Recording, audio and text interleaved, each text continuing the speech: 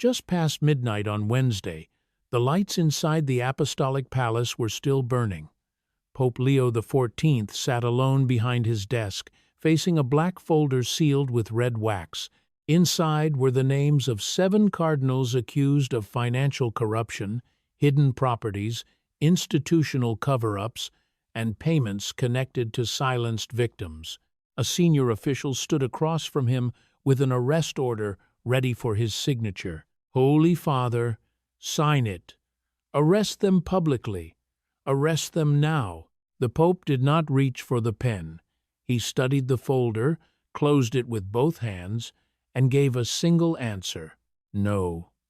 The official remained motionless, unable to understand why a pope facing the most explosive scandal of his pontificate would refuse the action demanded by officials, governments, journalists, and crowds outside the Vatican walls.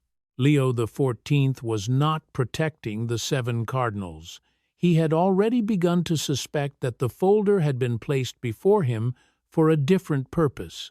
Someone wanted arrests, public humiliation, and a rapid purge, because those arrests would remove visible men while leaving the machinery behind them untouched. The Pope understood that signing the order would not destroy the system. It would allow the system to choose its next set of faces. Before this investigation moves deeper into the structure operating beneath the Roman Curia, subscribe to the channel and follow the full reconstruction. The scandal began with 7 names, but the Pope's refusal revealed that the cardinals were not the people who truly controlled the outcome. 3 days before that midnight confrontation, a 47-page document had entered the Vatican, and it had reached every major office at exactly the same time. 3 days before the midnight refusal, an anonymous internal report entered the Vatican without warning. It was 47 pages long, and every prefect of a dicastery received a copy at the same hour. The document named cardinals, listed bank accounts in Liechtenstein, identified properties in Geneva, and traced payments to lawyers who specialized in silencing accusers. No office had time to contain it before the report began moving beyond the walls. Within hours, 3 Vatican journalists had obtained copies. By the following morning, the same report had reached the inboxes of foreign embassies, turning an internal crisis into an international one. Offices inside the Roman Curia began calling one another. Officials demanded explanations, and the pressure spread before the Vatican had issued a single public response. At the center of the disturbance, Pope Leo XIV remained silent. He asked his secretary only one question: who leaked it? The secretary gave no answer, and the Pope nodded slowly as though the silence had confirmed something. Then we already know. Pope Leo XIV took the report into his private chapel and remained there alone for 2 hours. He read every page without summoning advisors, issuing orders, or allowing the press office to respond. When he emerged, he called for the prefect of the dicastery for bishops. The prefect arrived visibly shaken and stood before the Pope while the report rested between them. The Pope looked up from the pages. "Tell me the truth. How many of these names are accurate?" The prefect hesitated before answering that all of them were accurate. A long silence followed, but the Pope did not react with anger or surprise. He looked again at the report and recognized the danger hidden inside its apparent usefulness. "Then this report is a weapon, and someone is trying to hand it to me. The evidence might have been real, but the timing, the distribution, and the speed of the leak were not accidental." Before the Pope could decide what justice required, he first had to determine who wanted him to act and what that action was meant to accomplish. By Thursday morning, the leaked report had acquired a public name. Italian newspapers called it Dossier April and placed the accusations across their front pages. The 7 cardinals were now linked publicly to years of corruption and to a trail that appeared to reach the highest offices of the Roman Curia. What had begun as an anonymous document was becoming a judgment before any formal investigation had begun. Crowds gathered in St. Peter's Square carrying signs that demanded immediate justice and public arrests. Cameras filled the square, reporters remained near the Vatican gates, and every hour of silence increased the pressure on the Apostolic Palace. The Vatican press office released no statement. Inside the palace, however, senior officials had already begun fighting over what the Pope should do. A group of cardinals, known internally as the Old Guard, demanded an emergency meeting. They entered expecting Pope Leo XIV to condemn the accused men and authorize immediate action. Instead, he remained seated and listened for nearly an hour without interrupting them. Their arguments filled the room, but the Pope gave no indication of which position he accepted. When the last cardinal finished speaking, Pope Leo XIV stood. "I have read the dossier. I have studied each name, each account, each property."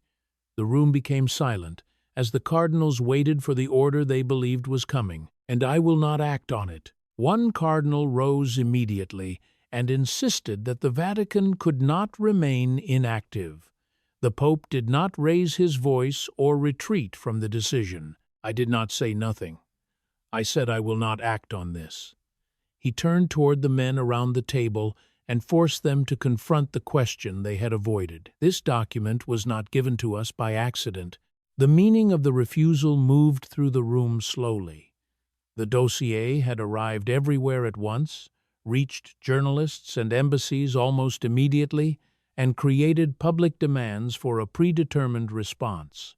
Someone had not merely exposed the scandal. Someone had designed the conditions under which the Pope would be forced to act. For the first time, the cardinals understood what Pope Leo XIV had already concluded.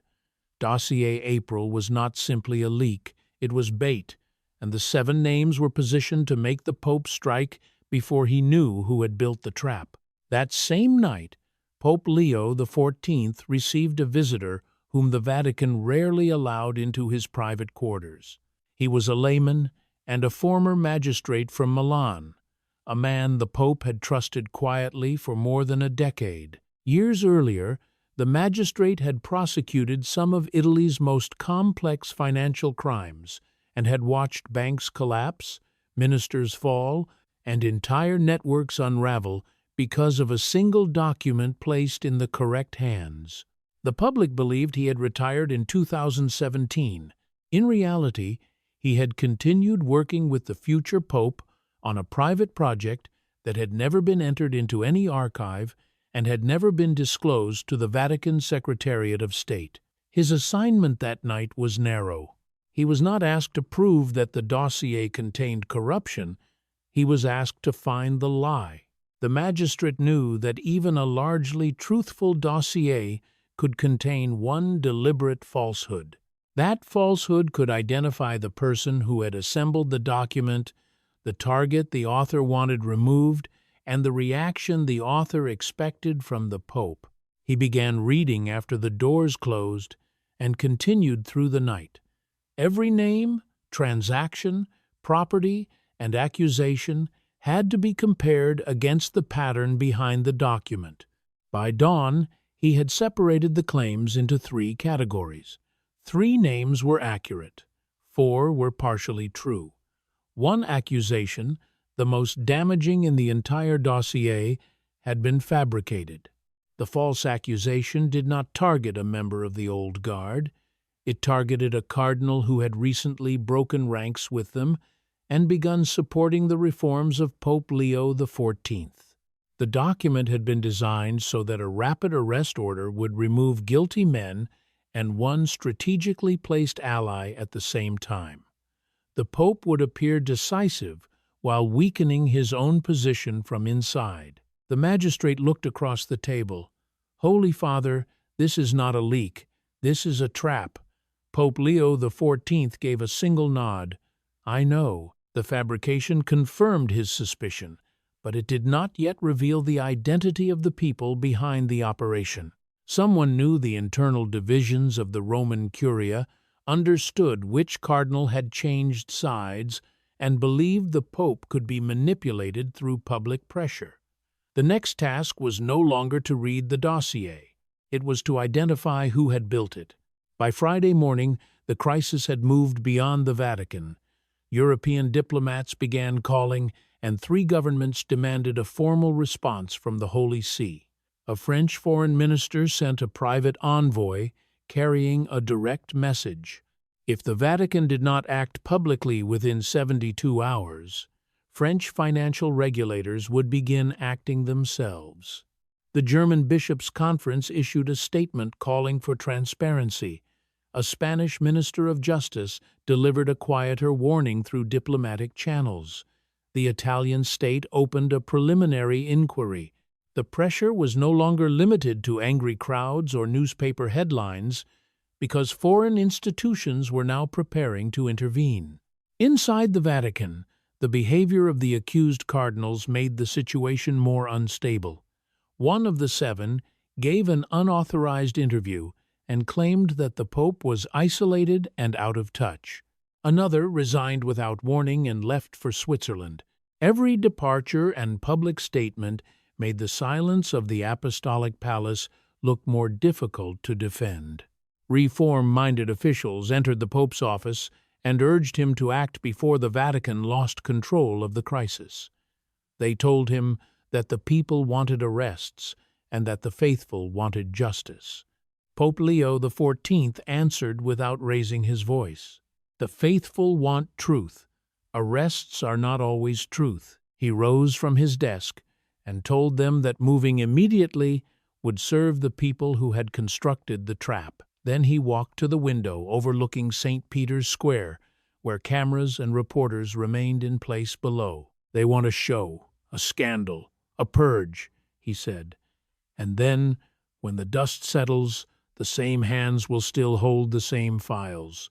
The room became silent because the officials finally understood the distinction he was making. Arresting the 7 cardinals could satisfy the public demand for action while protecting the administrators, lawyers, financial networks, and internal committees that had made the corruption possible. The visible figures could be removed and replaced. The structure beneath them would remain untouched.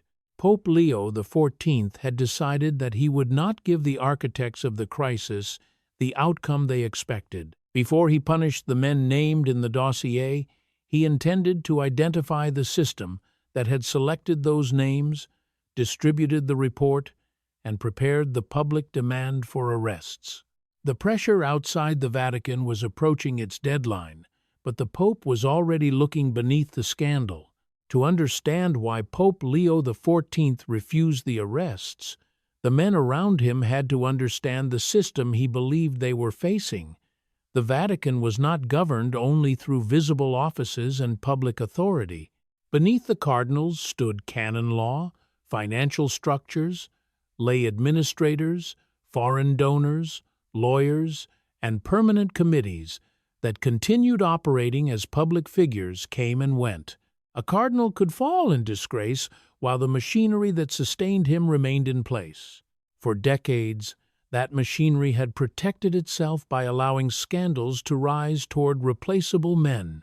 Public anger would concentrate on a name, an office, or a face, and the institution could present removal as reform. One cardinal would disappear, another would take his place, and the underlying contracts, donors, intermediaries, and legal arrangements would continue without interruption. The system survived because every crisis ended before anyone reached the rooms where power was actually administered. Pope Leo XIV had studied that pattern long before entering the Apostolic Palace. During his years as a missionary in Peru, he had watched local bishops face accusations, removal, and replacement. Yet the same financial networks remained, the same donors continued operating, and the same lawyers appeared untouched by each change in leadership. The people at the top changed, but the arrangements beneath them did not. He recorded those observations in private notebooks. More than 10 years before becoming pope, He raised the issue during a closed meeting with 3 colleagues. He told them that if the church were ever truly cleaned, it would not happen by removing men. It would happen by removing rooms. Now, the crisis surrounding Dossier April had recreated the same pattern on a larger scale. 7 cardinals had been placed before him as the complete shape of the scandal, and the world was being pushed toward a single demand: arrest the men, declare the crisis resolved, and permit the machinery beneath them to continue. Pope Leo XIV refused because he had already seen what happened when institutions punished only the figures they could replace. The cardinals named in the dossier were not irrelevant, and the Pope did not consider guilt unimportant. 3 accusations had already been judged accurate, while others contained partial truths that required examination. But punishment alone would not explain who had arranged the leak, inserted the fabricated name, and distributed the document with enough precision to force the Vatican toward a public purge. The scandal could not be understood until the structure behind it was brought into view. On Friday night, Pope Leo XIV called a meeting of the Council of Cardinals, but the invitation list was deliberately restricted. The 7 men named in the dossier were excluded, and no member of the old guard was invited. Instead, 9 men entered the room: 5 reformers, 2 financial experts, 1 canon lawyer, and 1 former judge. Once the final man arrived, the doors were locked. The Pope placed Dossier April in the center of the table. "You are looking at a weapon, not a list of criminals," he told them. He then separated the claims as the magistrate had done, explaining that 3 men were guilty, 4 accusations were exaggerated or incomplete, and 1 man was innocent. The person who built the dossier had known the difference. Pope Leo XIV pointed toward the names and asked the question that had guided him since the leak began. "Who benefits if I arrest all 7? No one answered immediately. The men around the table understood that the obvious response had already been prepared for them by someone outside the room. After a prolonged silence, the canon lawyer spoke. "The committees, Holy Father." The Pope nodded. "Yes, the committees." The word changed the atmosphere, because everyone present understood what it referred to. These committees did not appear in a constitution or in any official directory. They were small groups of permanent administrators responsible for real estate, investments, contracts, liturgical procurement, and diplomatic logistics. They did not report to a single cardinal, and their continuity did not depend on the life or authority of any one pontificate. Most of their members were laymen. They had served under 3 popes and expected to serve under 3 more. Their loyalty was directed less toward individual leaders than toward the structures, procedures, and arrangements that preserved their influence. A cardinal could be transferred or removed, while an administrator who controlled contracts and information could remain in place for decades.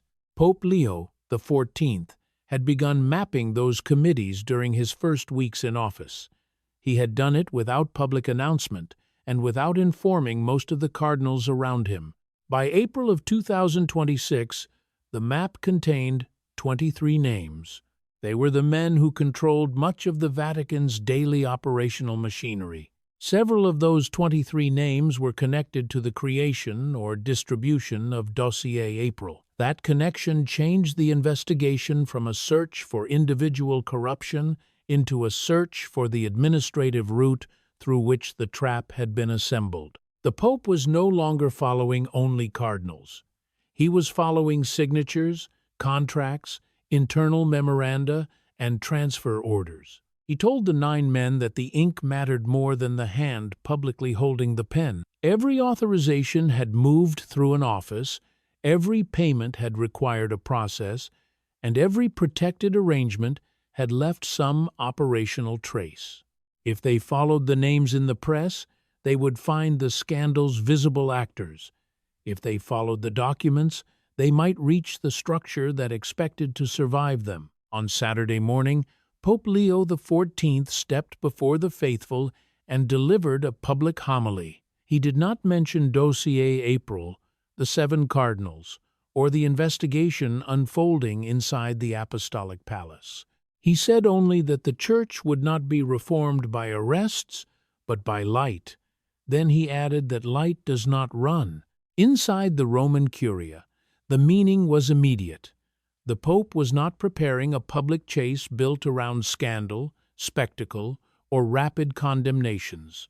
He intended to expose the operational structure that had protected itself beneath successive pontificates. For the first time in decades, the machinery behind the crisis began to understand that it had become the target.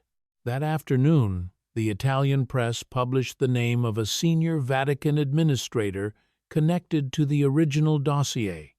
He was not a cardinal and held no prominent public title. He was a 62-year-old layman who had served 4 popes and managed contracts worth billions. The press called him the silent prefect. Within hours, his name became the most searched term in Italy. Behind the Vatican walls, he requested an emergency audience with Pope Leo XIV. The Pope refused to receive him and sent a 3-line message instead. He was to resign by Monday, surrender all his records, and never return. The silent prefect did not answer. That evening, he walked out of his office and entered a small black car waiting outside Porta Sant'Anna. No guard stopped him, and no one followed the vehicle as it moved away from the Vatican. By the next morning, his office was empty. The files also appeared to be gone. Desks had been cleared, storage spaces had been stripped, and the records that could connect him to the committees seemed to have disappeared with him. For several hours, officials believed he had removed the evidence before the Vatican could secure it. The appearance of control returned briefly to the man who had managed operations in silence for decades. That same night, the former magistrate from Milan returned to the Apostolic Palace carrying a small leather briefcase. Inside was a copy of the silent prefect's records made 3 months earlier without his knowledge. Pope Leo XIV had ordered the duplication directly, long before dossier April surfaced, and long before the public had heard the administrator's name. The Pope opened the briefcase and began reading. The silent prefect had erased an office, but he had not erased the record. What appeared to be a sudden reaction to the dossier had, in fact, been anticipated months before the leak began. For the next 4 hours, Pope Leo XIV examined the copied records in silence. The pages revealed contracts, inflated invoices, phantom suppliers, and real estate transactions designed to generate hidden profit. They also identified lay administrators, lawyers, and intermediaries who operated inside Vatican walls without public visibility. The structure described in the records was broader than the original dossier. 3 cardinals appeared in the financial trail. 2 of them had already been named in dossier April. The 3rd had not. The omission stopped the Pope. The 3rd cardinal was regarded as untouchable, celebrated by the international press, and treated publicly as a moral authority. His absence from the leaked dossier was not an oversight. It was protection. Pope Leo XIV placed the page on the desk, so that is who built the trap. The dossier had exposed selected men, exaggerated several accusations, and fabricated one charge against a reform ally while leaving its own architect outside the line of fire. The missing name revealed the purpose of the entire operation. The Pope turned to the magistrate and ordered him to print everything. 3 copies were to be prepared. 1 would remain with the Pope, 1 would go to the canon lawyer, and 1 would be sealed and stored outside Rome. The order ensured that the evidence could not be destroyed by removing a single file, office, or official. It also meant that the investigation no longer depended entirely on the security of the Apostolic Palace. The structure had attempted to control the Pope through a document. He was now creating a record the structure could not control. The magistrate asked what should be done about the cardinal. Pope Leo XIV looked again at the page containing the protected name. He said the cardinal would visit him on Sunday. The man simply did not know it yet. By Sunday morning, reporters were stationed at every Vatican gate. Diplomats were demanding updates, and the number of faithful in St. Peter's Square continued to rise. The public still expected arrests, announcements, and visible punishment. Inside the palace, the Pope was preparing a different response. He would not announce the silent prefect. He would not answer the press. He would not allow the dossier to determine the sequence of his actions. Instead, he would confront the cardinal who had built the trap and begin removing the administrative structure that had made the operation possible. At 6 on Sunday morning, Pope Leo XIV summoned his secretary. He ordered him to bring the canon lawyer, the financial team, and a draft of a motu proprio. When the secretary asked what subject the document would address, the Pope answered that it would determine who was allowed to manage the wealth of the Church. The secretary understood the scale of the decision. The Pope was not preparing to discipline the committees or revise their procedures. He intended to dissolve them. The response to Dossier April would not be a public purge of 7 cardinals, but a legal attack on the machinery that had survived every previous scandal. That afternoon, the cardinal regarded as untouchable was summoned to the Apostolic Palace. He arrived, smiling, and sat across from the Pope with the confidence of a man who believed his position remained secure. Pope Leo XIV did not return the smile. He placed a single page on the desk and slid it toward him. The cardinal read the page, and his expression changed. For 10 seconds, he remained silent. Then he called the evidence a misunderstanding and asked for the chance to explain, but the Pope refused to hear a defense built around delay. He ordered the cardinal to retire from public office by Tuesday, surrender every contract for canonical review, and never again speak in the name of the Church. The cardinal asked what would happen if he refused. Pope Leo XIV told him that everything in the folder would become public on Wednesday. The threat did not depend on anger or raised voices. It depended on evidence the cardinal now knew had been preserved beyond his reach. The cardinal rose slowly and warned the Pope that he was destroying himself. Pope Leo XIV answered that he was destroying what hid behind the cardinal. The meeting ended without another word. Within an hour, a handwritten retirement letter reached the Pope's desk. It contained no conditions.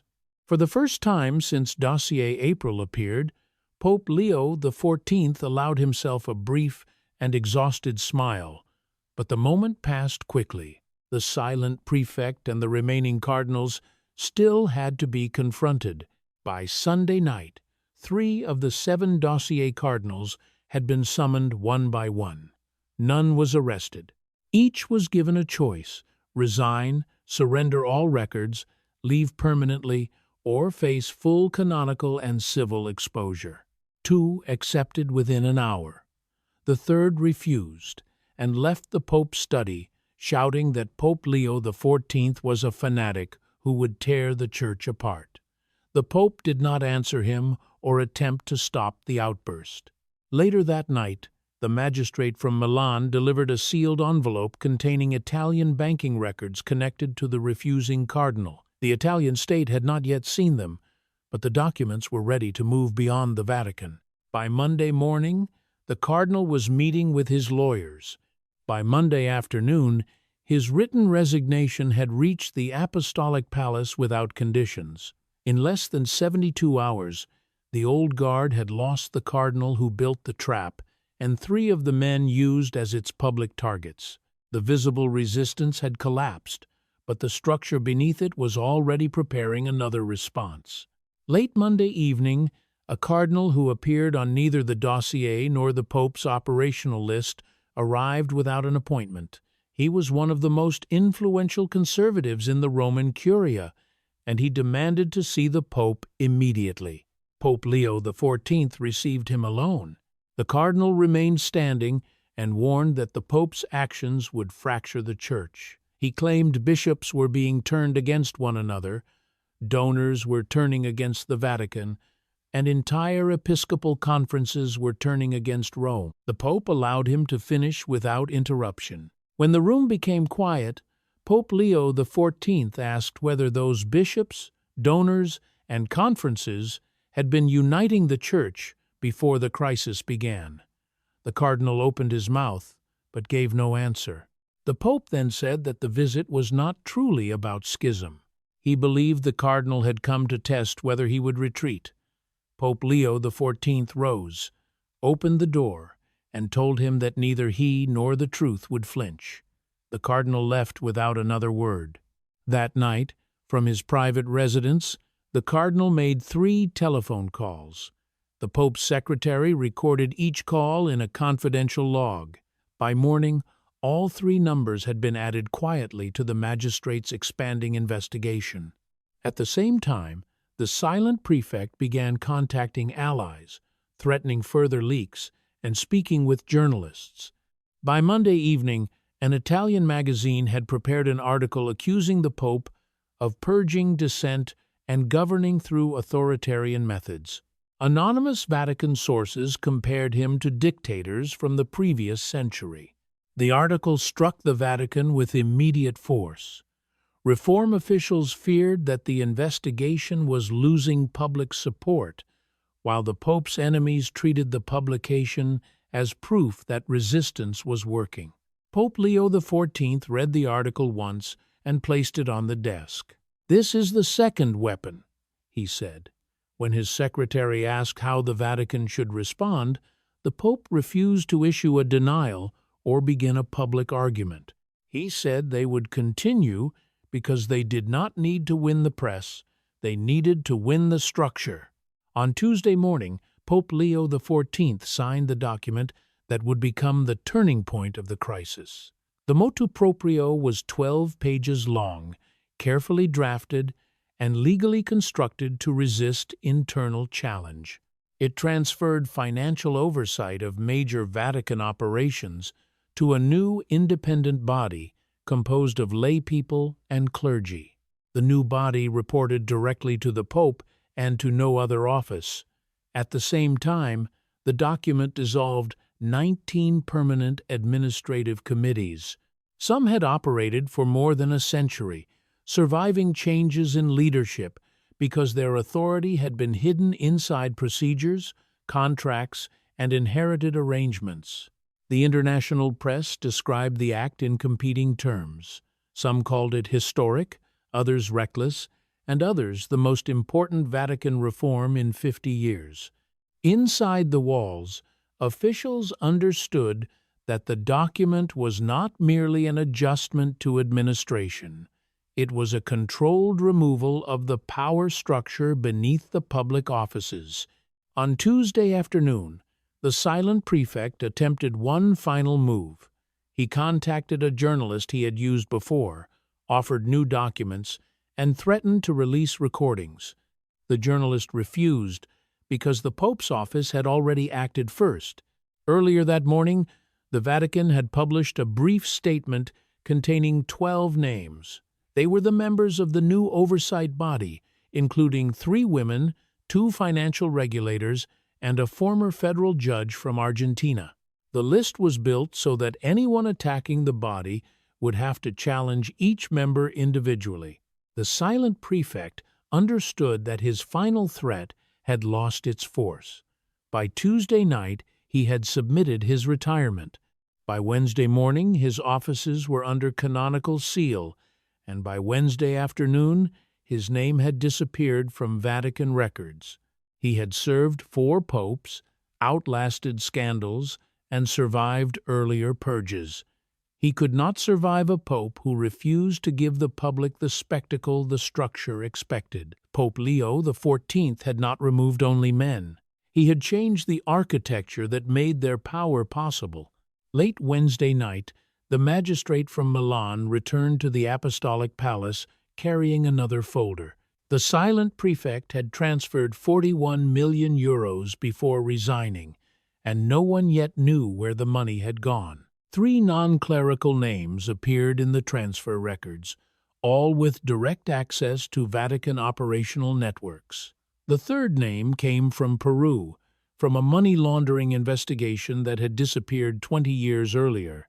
The magistrate warned that dozens of others might still be hidden behind contracts and untraced signatures. Pope Leo XIV ordered him to continue quietly and bring back names, not headlines. The structure had been wounded, but it was not finished. In the days that followed, 3 dossier cardinals were gone, 2 remained under pressure, and the once untouchable cardinal had been removed to a monastery in northern Italy. The new oversight body stood in place, but the missing money proved that the network extended beyond the committees already dissolved. The Pope had not ended the conflict. He had only reached its deeper layer. On the night he signed the motu proprio, Pope Leo XIV sealed a handwritten list inside a red wax envelope and locked it in his desk. His secretary had been told that if anything happened to the Pope, the envelope would be released first. It contained every name the structure believed he did not know. Soon afterward, another cardinal offered 12 pages and 17 additional names in exchange for a quiet retirement. The Pope accepted only after the documents were delivered. His refusal to order immediate arrests had taken away the one thing the system depended on most: silence. Arrests would have ended the scandal. Broken silence began to end the system. Subscribe to the channel for more cinematic reconstructions of power, pressure, and reform inside the Vatican.